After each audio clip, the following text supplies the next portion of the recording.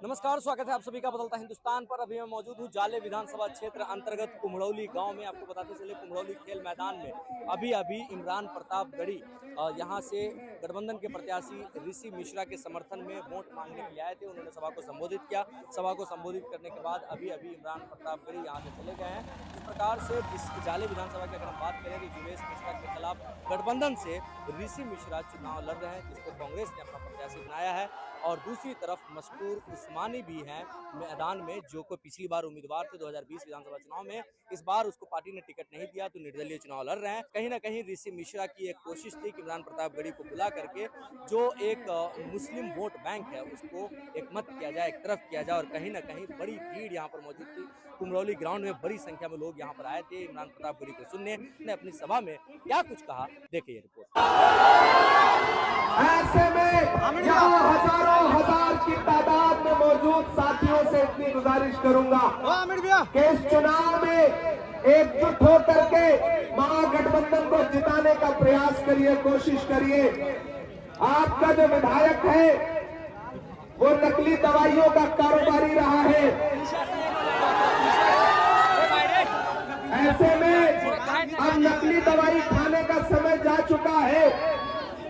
पूरे बिहार में एक तरफा महागठबंधन की लहर चल रही है। मैं बछवाड़ा से लेकर के नालंदा से लेकर के बिहार शरीफ से लेकर के पूर्णिया से लेकर के धमदाहा से लेकर के बेतिया से लेकर के राजापाकर से लेकर के दीघा से लेकर के फुलवारी शरीफ से लेकर के आज यहाँ आपके बीच में पहुंचा हूं। और पूरा बिहार घूमने के बाद पूरी जिम्मेदारी से कह सकता हूं कि आने वाले 14 नवंबर को तेजस्वी यादव को मुख्यमंत्री बनने से मैं यहाँ आपसे ये कहने आया हूं कि कांग्रेस पार्टी ने ऋषि मिश्रा को आपका प्रत्याशी बना करके आपके बीच में भेजा है। मेरे नौजवान साथियों, जब मकसद बड़ा होता है तो छोटी छोटी चीजें नजरअंदाज करनी पड़ती हैं। मेरी बात को बहुत समझदारी से और ध्यान से सुनना कि मरहम की लालच में अपनी दुखती रग का पता दुश्मन को देना सबसे बड़ी बेवकूफी होती है।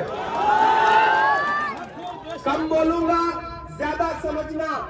ये चुनाव एक्सपेरिमेंट करने का चुनाव नहीं है। मैं उत्तर प्रदेश से आया हूं, मैं देख रहा हूं लोगों के उजड़ते हुए आशियाने, मैं देख रहा हूं असम में लोगों के टूटते हुए घरौंदे, मैं देख रहा हूं मध्य प्रदेश में किस तरह से सांप्रदायिक एजेंडे को लागू करने की कोशिश की जा रही है। ऐसे में ये इलेक्शन एक्सपेरिमेंट करने का इलेक्शन नहीं है।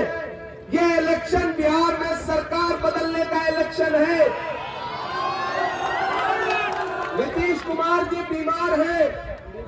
कल मोदी जी पटना में रोड शो कर रहे थे, अपने साथ में नीतीश जी को खड़ा भी नहीं किया उन्होंने।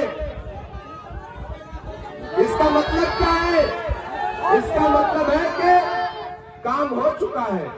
भाजपा समझ चुकी है कि नीतीश जी जा रहे हैं, भाजपा जा रही है। इसीलिए नरेंद्र मोदी जी नीतीश कुमार को अपने साथ खड़ा भी नहीं कर रहे हैं।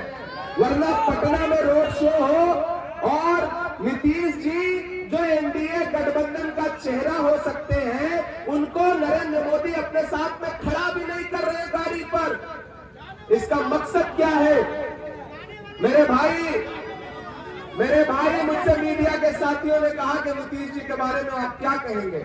हमने कहा मैं जब से बिहार आया हूं भोजपुरी का एक गाना सुन रहा हूं।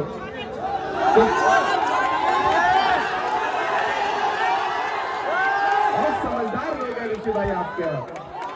ये बिहार है साहब, ये उड़ती हुई चिड़िया के पर पहचानता है। अगर दिल्ली में बैठ करके गुजरात के व्यापारियों को ये लगता है कि वो बिहार को दिल्ली के रिमोट कंट्रोल से चलाएंगे तो ये नहीं होगा। बिहार को बिहार की जनता चलाएगी, यहाँ के नौजवान चलाएंगे। उन्होंने पूछा कि नीतीश जी के बारे में क्या कहेंगे। मैंने कहा भाई भोजपुरी का गाना है कि छन छन बदले तोरे मिजाज रजवे। एक तरफ भाजपा खड़ी है जिनके पास झूठी बातें हैं, जिनके पास झूठे नारे हैं, और एक तरफ महागठबंधन खड़ा है जो अपने मैनिफेस्टो में क्या वादा कर रहा है कि जैसे ही महागठबंधन की सरकार बनेगी हम बिहार के हर परिवार के एक युवा को नौकरी देने की वादा करते हैं। यहाँ एक नौजवान साथी पोस्टर लेकर के खड़ा है कि स्टेडियम कब बनेगा। ये मेरे नौजवान, ये मैं जज्बे को सलाम करता हूँ। बहुत अच्छा सवाल है। जीवेश मिश्रा ने स्टेडियम बना के नहीं दिया, उनको हरा करके घर बैठाओ, ऋषि मिश्रा को जिता करके असेंबली पहुंचाओ। स्टेडियम भी बनेगा, लाइब्रेरी भी बनेगी, स्कूल भी बनेगा। मेरे भाई, मैं दिल्ली में मैंने देखा है कि किस तरह बिहार के लोगों को इलाज के लिए एम्स के बाहर भटकना पड़ता है। कांग्रेस पार्टी और महागठबंधन क्या कह रहा है कि हमारी सरकार बनने दीजिए, हर इंसान को 25 लाख रुपए का इलाज का बीमा देगा महागठबंधन कांग्रेस पार्टी। हम मुद्दों पर चुनाव लड़ रहे हैं, हम नफरत की बातें नहीं कर रहे हैं। मेरे भाई, ऋषि भाई आपके अपने हैं। मैंने कहा ना, जब मकसद बड़ा हो तो छोटी छोटी बातें नजरअंदाज करनी चाहिए।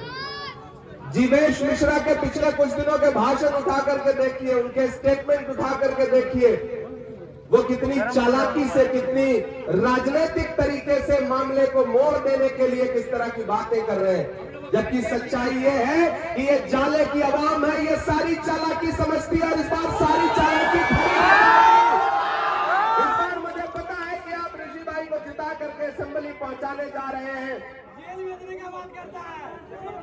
अरे उनकी जेलों की ऐसी तैसी मेरे भाई, जेलों से डरना नहीं है। ये पिछले 11 साल से दिल्ली में बैठी हुई भाजपा की सरकार लोगों को जेल भेजने के अलावा और कर ही क्या रही है।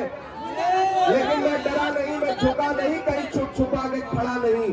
जो डटे हुए हैं महाज पर, मुझे उन सफों में तलाश कर। मेरे भाई, ये डरने का वक्त नहीं है, ये लड़ने का वक्त है।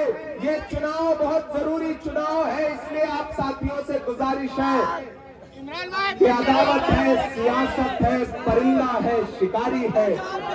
अदावत है, सियासत है, परिंदा है, शिकारी है, मगर इन सारी चीजों पर मोहब्बत अब भी भारी है। जाने वालों, अगले 1 मिनट आप चाय वाला भी सुनाएंगे, सब सुनाएंगे, सारा सुनाएंगे, लेकिन पहले संजीव जी से मेरी एक बात सुनो, मेरी एक बात सुनो। मेरे नौजवान साथियों, खास तौर से मेरी एक बात सुनो कि महान बादशाह सिकंदर ने जब यूनान जीता ना, तो जीत का जश्न मनाने के लिए शहर की सड़कों पर निकला। तो उसने देखा कि पूरा शहर तो जश्न मना रहा है, लेकिन एक फकीर आदमी बेखबर होकर के सो रहा है। सिकंदर को गुस्सा आ गया। सिकंदर अपने घोड़े से उतरा और उस सोते हुए फकीर के पास गया और उसको जोर की एक लात मारी और लात मार के कहा कि क्यों रे फकीर, मैंने शहर जीत लिया और तू सो रहा है। उस फकीर इंसान ने उन्हीं आंखों से सिकंदर की तरफ देखा और देख करके कहा कि शहर जीतना बादशाहों का काम है, लेकिन लात मारना गधे का काम है। नारा लगा करके आए थे, बहुत बड़ी महंगाई की मार, अब की बार मोदी सरकार। हालत क्या हुई, 58 रुपए का पेट्रोल 100 रुपए के पार हो गया कि नहीं हो गया। ये महंगाई कम करने की बात करने वाली भाजपा और नीतीश की सरकार कफन तक पर जीएसटी लेती है, कफन तक पर। मैं आपका इमरान हूं, मैं आपके मुद्दों पर देश की पार्लियामेंट से लेकर के सड़क तक पर लड़ता हूं। जाले वालों, मैं आपसे ये कहने के लिए आया हूं कि याद करो 2022 को 7 सितंबर का वो शाम, जब कन्याकुमारी में समंदर के किनारे खड़े होकर के मोहब्बत के मसीहा राहुल गांधी ने कहा था कि भाजपा पूरे देश में नफरत का केरोसिन छिड़क रही है। मैं इस नफरत के खिलाफ कन्याकुमारी से कश्मीर तक पैदल चलूंगा। 4000 किलोमीटर राहुल गांधी पैदल चले। नफरत का शिकार इस देश में सबसे ज्यादा कौन है? हम हैं, आप हैं, आप हैं या नहीं है? ऐसे में उस नफरत के खिलाफ 4000 किलोमीटर राहुल गांधी चलते रहे, बस एक नारा लगाते हुए, नफरत छोड़ो भारत जोड़ो। बस एक नारा लगाते हुए, मुझे नफरत के बाजार में मोहब्बत की दुकान खोलनी है। मैं चला हूं राहुल गांधी के साथ। जब मैं उनके साथ कंधे से कंधा मिला के चलता था तो मुझसे मीडिया के साथी कहते थे कि इमरान साहब आप शायर पहले हैं, सांसद बाद में हैं, राहुल गांधी के साथ चल रहे हैं, क्या कहेंगे? तब मैं कहता था कि जो हर जालिम से टकराएगी वो आंधी बनाऊंगा, जो हर जालिम से टकराएगी वो आंधी बनाऊंगा। नए अंग्रेज आए हैं, नया गांधी बनाऊंगा। हमने देखा है राहुल गांधी के माथे का बहता हुआ पसीना, हमने देखा है राहुल गांधी के पैर के छाले। मेरे भाई, आप तो इस बात पर ईमान रखते हो ना कि मजदूर का पसीना सूखने से पहले उसकी मजदूरी उसे दे दी जाए। रखते हो या नहीं रखते हो? मैं रखता हूं इस बात पर ईमान। मेरा भरोसा है कि मजदूर का पसीना सूखने से पहले उसकी मजदूरी उसे दे दी जाए। तो मैंने देखा है राहुल गांधी के पैर के छाले, मैंने देखा है राहुल गांधी के माथे का बहता पसीना। आज मैं जाले में आपसे राहुल गांधी की मजदूरी मांगने के लिए आया हूं और राहुल गांधी ने ऋषि मिश्रा को अपना नुमाइंदा बना करके आपके बीच में भेजा है। इसलिए अपना एक एक वोट लेकर के 6 नवंबर को घरों से बाहर निकलिए और अगर आपने अपना एक एक वोट दे करके जाले में कांग्रेस का विधायक बना दिया और बिहार में 14 नवंबर 2025 को तेजस्वी यादव को बिहार का मुख्यमंत्री बना दिया तो फिर 2029 में राहुल गांधी को इस देश का प्रधानमंत्री बनने से कोई ताकत रोक नहीं सकती है। ये लड़ाई बहुत बड़ी है और इस लड़ाई में खतरा डॉक्टर बाबा साहब अम्बेडकर के संविधान पर है, लोकतंत्र पर है। ये नफरत के पुजारी, ये बिहार को सौतेली नजर से देखने वाले भाजपा के लोग, गृह मंत्री अमित शाह आकर के बिहार में कहते हैं कि बिहार में फैक्ट्री इसलिए नहीं लग पाई क्योंकि यहाँ पर जमीन कम है। अरे अमित शाह जी, आपने भागलपुर की 1000 एकड़ जमीन अपने उद्योगपति दोस्तों को 1 रुपए लीज पर दे दिया। बिहार में जमीन है, बिहार में नौजवानों में जज्बा है, बिहार के नौजवानों में नौकरी करने का हिम्मत है, जज्बा है, अपने खून पसीने से मेहनत से अपना पेट और अपना परिवार पालने का जज्बा है। ऐसे में इनके जज्बे का अपमान मत करिए। ये बिहार के लोग हैं, अब ये तय करेंगे कि बिहार कैसे चलेगा। दिल्ली में बैठा हुआ हाकिम नहीं तय कर सकता कि बिहार कैसे चलेगा। और मुझे लगता है कि साजिशें करके ऋषि मिश्रा को रोक लेंगे। इधर आमिर इकबाल खड़े हैं, शमीम भाई खड़े हैं, तनवीर भाई खड़े हैं, डॉक्टर अफरोज खड़े हैं, जमाल साहब खड़े हैं, ये सारे लोग, आरजू भाई खड़े हैं, ये सारे लोग इस बात के गवाह हैं कि कैंची से चरागों की लवें काटने वालों, कुदरत के करिश्मों से लड़ोगे तो मिटोगे। तुम फूल को चुटकी में मसल सकते हो लेकिन खुशबू को बिखरने से नहीं रोक सकोगे। अच्छी खुशबू है और ऋषि भाई आपसे वादा कर रहे हैं आज मेरे सामने कि आप एक बार इन पर भरोसा जताइए, इन्हें असेंबली पहुंचाइए। आपकी कोई भी शिकायत नहीं रह जाएगी।